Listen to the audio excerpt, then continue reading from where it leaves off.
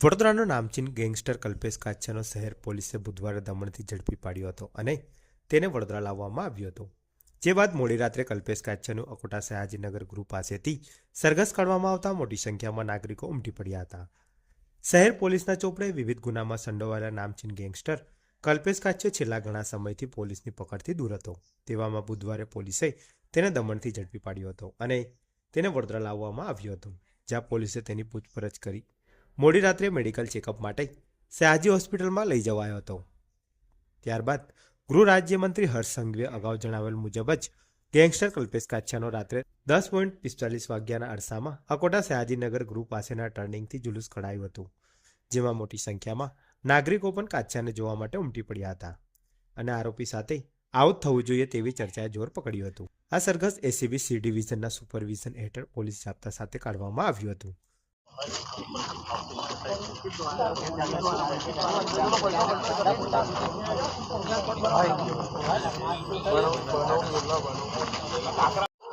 નરેશ નૈનાની દ્વારા એક money landing અને એક્સટોર્શન અને ધમકાવવાની ફરિયાદ નોંધવામાં આવી હતી, જેમાં મુખ્ય આરોપી તરીકે સંતોષ ભાવસાનું નામ આવ્યું હતું. અને પછી એની પૂછપરછ દરમિયાન કે આ પૈસા ક્યાંથી લાવેલ છે, તો જાણીતો જે ગુનેગાર છે અને જેના પર ઘણા બધા કેસીસ હતા એવા કલ્પેશ કાછાનું નામ છે, એનું બહાર નામ ખુલેલ હતું કે આ જે પૈસા છે તે કલ્પેશ કાછા નામના વ્યક્તિ પાસેથી લાવતો હતો અને એ વ્યાજે ફેરવતો હતો. ત્યારબાદ આ કલ્પેશ કાછા છે એનો સંપર્ક બંધ થઈ ગયો હતો અને વિવિધ જગ્યાએ રખડતો ફરતો હતો. કે પોલીસની બચવા માટે આણંદ ગયો હતો, ભરૂચ ગયો હતો, સાળંગપુર ગયો હતો અને પછી કાલે એને વલસાડ અને પછી કાલે એને દમણથી અમારી શહેર પોલીસ દ્વારા એને પકડી લેવામાં આવ્યો છે. પકડી લાવ્યા બાદ એનું મેડિકલ અને બીજી પ્રોસેસ કર્યા બાદ એને અટક કર્યા પછી એના જે મની લેન્ડિંગ સાથે ગુનો સંડોવાયેલો હોય કે મની લેન્ડિંગનો ગુનો હોય કે એના ઘરે શું આપણાને પુરાવા મળી આવે છે, શું કંઈક ડોક્યુમેન્ટ્સ મળી આવે છે, એના માટે આજે એના ઘરે સર્ચ ઓપરેશન કરવામાં આવી રહ્યું છે. કેવા પ્રકારના ગુનાની અત્યારે તજવીજ હાથ ધરવામાં આવી છે?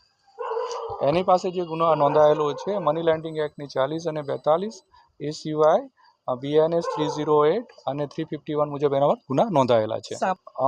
વડોદરા શહેર પોલીસ દ્વારા સામાન્ય નાગરિકને એવી શ્યોરિટી આપવામાં આવે છે કે અહીંયા કાયદાનું શાસન ચાલે છે. કોઈ પણ પ્રકારના લુખ્ખા તત્વોથી, કોઈ પણ પ્રકારના ગેંગસ્ટરથી કોઈને પણ બીવાની જરૂર નથી.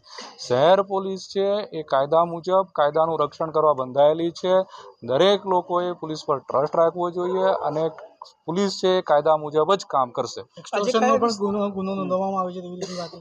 308 મુજબ એના પર એક ગુનો નોંધાવેલો છે. આજે કયા વિસ્તારમાં વરઘોડો કાઢ્યો છે અને શું કારણ આ વિસ્તારમાં?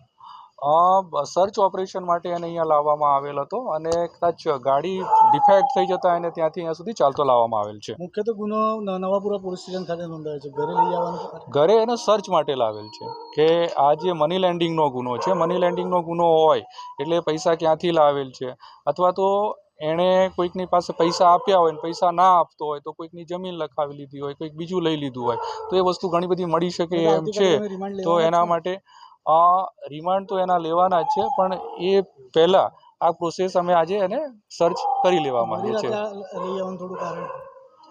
હમણાં જ સવારે અમારી પટકમાં આવ્યો હતો, પછી પૂછપરછ ચાલી હતી, એ બાદ એનું મેડિકલ કરાવવામાં આવ્યું, એટલે એ બધી પ્રોસેસ લેતી હોય છે અને પછી એની અટક કરવામાં આવી અને પછી અહીંયા લઈ આવવામાં આવ્યું છે. વિસ્તારમાંથી પણ વરઘોડો નીકળશે. આમાં સર્ચ માટે એને અહીંયા માટે લાવવામાં આવેલ છે.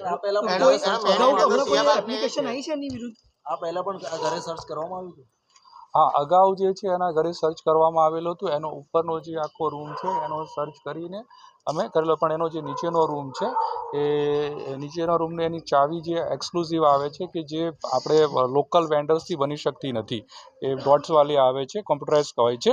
તો અમે અહીંયા ગાર્ડ લગાવેલી હતી અને આજે પકડાઈ ગયો છે, ચાવી એની પાસેથી લીધેલ છે અને બીજું આગળનું જે સર્ચ છે આજે હાથ ધરવામાં આવ્યું છે. હા, એ તો તપાસનો વિષય છે, એ તમામ પ્રકારનું અમે સર્ચ માટે આવ્યા છો, પણ વરઘોડા નવાપુરાથી નીકળશે ખરો?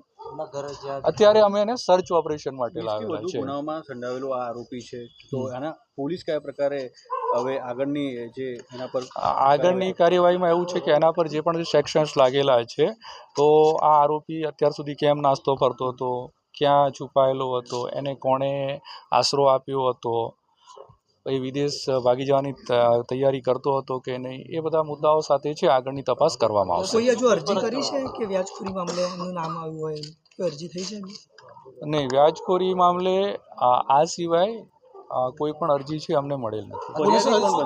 પોલીસ અનુરોધ કરશે લોકોને કે જે કોઈ એના અંદર હા, પોલીસનો અમે જ્યારથી એક જે સુસાઇડ એટેમ્પ્ટ થયું ત્યાર પછી અમારે માનનીય પોલીસ કમિશનર છે એમની સૂચનાથી અમે આવા જે વ્યાજખોરો છે એના વિરુદ્ધ એક MS યુનિવર્સિટીના જે હોલ છે એમાં પણ એક સેમિનાર રાખ્યો હતો કે ભાઈ આવા કોઈ પણ તત્વો છે એનાથી બીવાની જરૂર નથી, તમારે ખુલીને સામને આવવાની જરૂર છે અને પોલીસ છે એ તમારી સાથે જ છે, પોલીસ કાયદા મુજબ જ કાર્ય કરશે.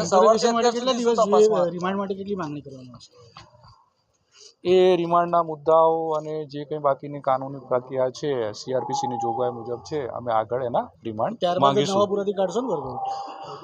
અમે સર્ચ ઓપરેશન માટે અહીંયા લાવેલા છે, આગળની કાર્યવાહી શું કરવું એ અમે જોઈ લઈશું. બસ આ સર્ચ પતી ગયા પછી એને આગળ છે રિમાન્ડ માટે છે, અમે કોર્ટમાં ઇન્ટ્રોગેશન માટે. પછી ઇન્ટરોગેશન કરશો એટલે? હા, સવારથી અત્યાર સુધી શું તપાસમાં સવારથી અત્યાર સુધી તપાસમાં એ આવ્યું છે કે અમે એની તપાસ લાવ્યા પછી એ કઈ જગ્યાએ હતો, ક્યાં ગયો હતો અને આ જે પૈસા એના છે કે નહીં એ બધી પૂછપરછ ચાલુ હતી. બેંક એકાઉન્ટ ડિટેલ્સમાં કંઈ મળ્યું છે? બેંક એકાઉન્ટ ડિટેલ્સ માટે અમે એનું એક HDFCનું બેંક એકાઉન્ટ મળેલ છે, એમાં રિપોર્ટ કરી દીધેલ છે, પણ હજુ રિપોર્ટ અમારી પાસે આવે. ફ્રીઝ કરવામાં આવે છે? ફ્રીઝ કરવા માટે હજુ એના એકાઉન્ટમાં શું આવે છે અને એ પછી આગળ કાર્યવાહી કરીશું. ફરારો તપાસ કરી રહ્યા હતા અને જે લોકો એમને સપોર્ટ સાથ સહકાર આપ્યો હશે તે લોકો સુધી પોલીસ પહોંચી છે તેનો સંપર્ક? હા, બસ એના માટે જ અમે આગળની કાર્યવાહી કરીશું. ઓકે.